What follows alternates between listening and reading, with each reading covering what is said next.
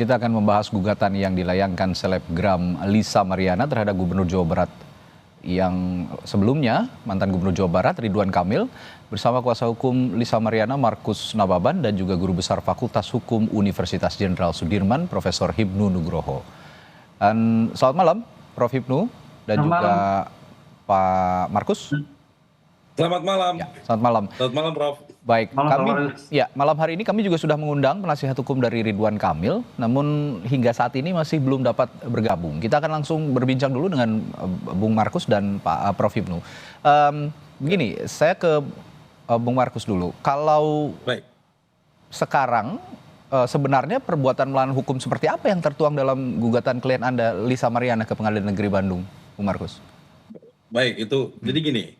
Perbuatan melawan hukum itu kan jelas kalau diatur di KUHP Perdata itu di mana atas perbuatan seseorang yang menimbulkan kerugian itu dapat kita tuntut di pengadilan untuk kerugian secara material dan material. Dalam konteks yang kita ajukan di Pengadilan Negeri Bandung itu adalah di mana berdasarkan putusan juga dari putusan MK nomor 46 di mana kami berdiri di sini adalah memperjuangkan hak anak yang telah lahir dan dia berhak mendapatkan identitas. Dalam artian di sini gugatan ini walaupun di 1365 yang tetapi dasar lebih fundamental adalah adanya putusan MK yang menyatakan bahwa hak ini berhak mendapatkan identitas selaku warga negara Indonesia yang telah lahir. Oke. Kalau begitu saya langsung ke Prof. Hipnu. Prof. Hipnu, dalam penjelasannya Bung Markus tadi, apakah gugatan ini cukup kuat? Tadi katanya gugatan melawan hukum kaitannya dengan kasus yang sebelumnya juga bergulir. Iya, begini, memang ini yang menarik ya, kasus terhadap pengaduan sebagai bentuk tindakan menfitnah, bahwa fitnah itu tidak betul, bahwa fitnah itu merugikan, kan dugaan seperti itu, sebagai aduan. Kemudian ada gugatan. Nah, pertanyaannya di sini kemarin, kalau tidak salah kita melihat sebetulnya anak itu betul anaknya atau bukan. Nah ini yang jadi perdebatan. Kalau itu memang betul, saya kira Bang Markus potensi menang. Tapi kalau tidak, nah ini yang jadi problem. Ini tes dulu, tes DNA bahwa di dalam pembuktian suatu perkara di Indonesia yang betul-betul valid itu hanya sidik jari. Karena 2 juta orang baru sama DNA. Nah ini Bang Markus, bagaimana tentang hasil DNA? Kalau itu iya, Bang Markus potensi. Tapi kalau tidak, lah ini bisa berbalik. Begitu. Nah, tadi juga di konferensi pers, Bung Markus menyatakan minta Pak RK dan Lisanya juga tes DNA ya, begitu ya, Bung Markus? Ya. Jadi mungkin izin saya mau tanggapi seperti ini. Ya, silakan. Tadi saya menyambut dari pandangan dari Prof.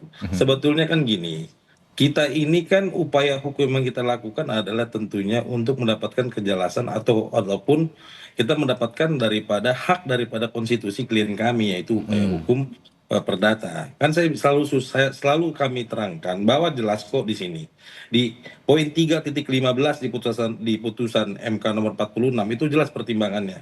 Menimbang bahwa berdasarkan seluruh pertimbangan di atas, maka para dalil pemohon sepanjang menyangkut pasal 2 ayat 2 Undang-Undang nomor 1 tahun 74 tidak beralasan menurut hukum. Adapun pasal 43 ayat 1 Undang-Undang nomor 1 tahun 74 yang menyatakan anak yang dilahirkan di luar perkawinan hanya memiliki hubungan perdata dengan ibunya dan keluarganya adalah bertentangan dengan Undang-Undang nomor 1945 secara bersyarat. Yakni inkonstitusional sepanjang ayat tersebut dimaknai menghilangkan hubungan perdata dengan laki-laki yang dapat dibuktikan berdasarkan ilmu pengetahuan dan teknologi dan atau alat bukti lain menurut hukum mempunyai darah sebagai ayahnya. Dalam artian tujuan daripada gugatan kami ini kan juga meminta kepada pengadilan bahwa misalkan isu yang berkembang ini harus kita dalam artian petitum yang kami mintakan adalah yuk ini kita sama-sama buktikan bahwa ini anak siapa agar isu ini tidak menjadi liar ataupun kita bermartabat secara pelaksana hukum. Karena kan kita tahu pihak Bapak RK itu sendiri bukan kan itu kan juga mengklaim bahwa dia telah melakukan upaya hukum kepada klien kami yaitu melakukan upaya hukum pidana. Ya, sekarang pertanyaan kami adalah kepada kuasa hukum dari Bapak RK, dia melaporkan klien kami adalah untuk pencemaran nama baik. Kita sama-sama tahu kok. Pencemaran nama baik itu kan outputnya adalah pemulihan nama baik. Kalau memang namanya mau dipulihkan, ayo silakan kita sama-sama tes DNA. Kita semua mempunyai dasar hukum dan memiliki hak konstitusi yang dimana upaya hukum itu bisa kita tempuh, mau perdata maupun pidana, yang mana hasilnya adalah ayo kita buktikan anak ini anak siapa. Kurang lebih begitu, Pak. Baik, dari penjelasan Bung Markus tadi, Prof. Hipnu ada respons?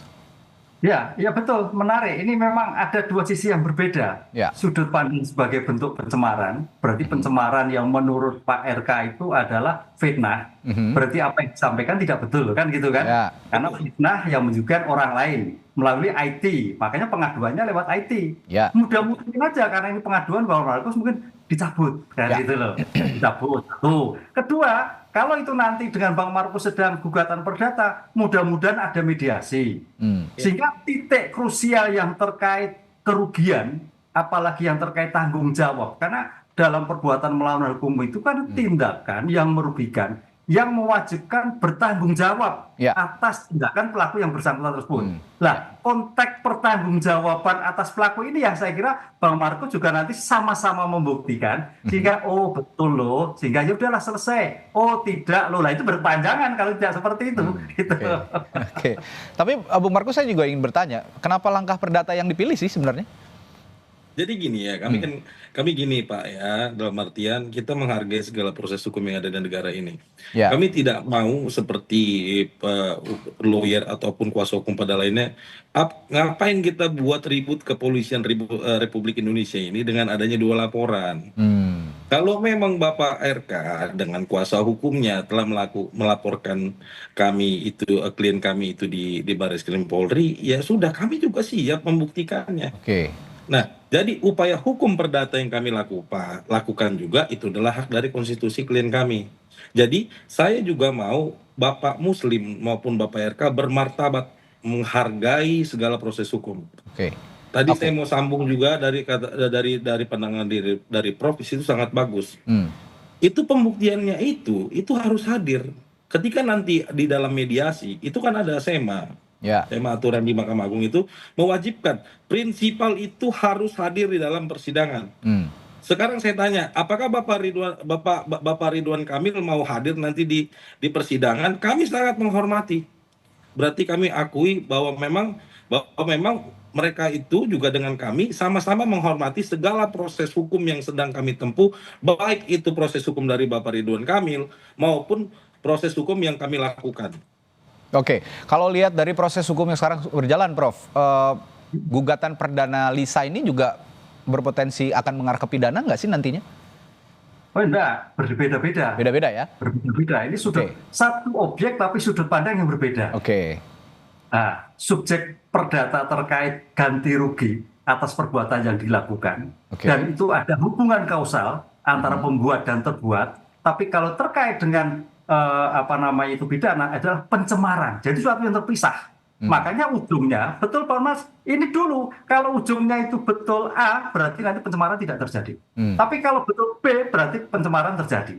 Ini saya kira memang harus penyelesaian yang tepat Mas Markus, sehingga tidak sampai berlarut-larut. Nah, itu. Betul. Tadi tidak berlarut. Fokusnya apa sih? Oh, tentang status. Fokusnya itu apa? Pertanggungjawaban. Lah, yang dipertanggungjawabkan status itu betul atau tidak? Ini yang jadi fokus dulu. Baru pada tindakan lain. Begitu tidak terbukti, baru terkait perkara pidana jalan. Berarti fitnah selama ini.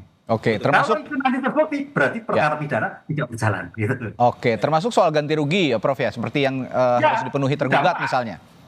Iya, dampak dari suatu perbuatan yang terkait tentang betul, ya mau tidak mau ganti rugi. Oke. Kan gitu kan. Oke, baik. Nah, Bung Markus, setelah ini langkah yang kan sekarang sudah ini ada gugatan baru ya, perbuatan melawan hukum. Setelah ini kan juga proses hukum sebelumnya masih berjalan. Sejauh ini proses hukum yang kemarin sudah diajukan sebelumnya, progresnya sudah sejauh mana sekarang?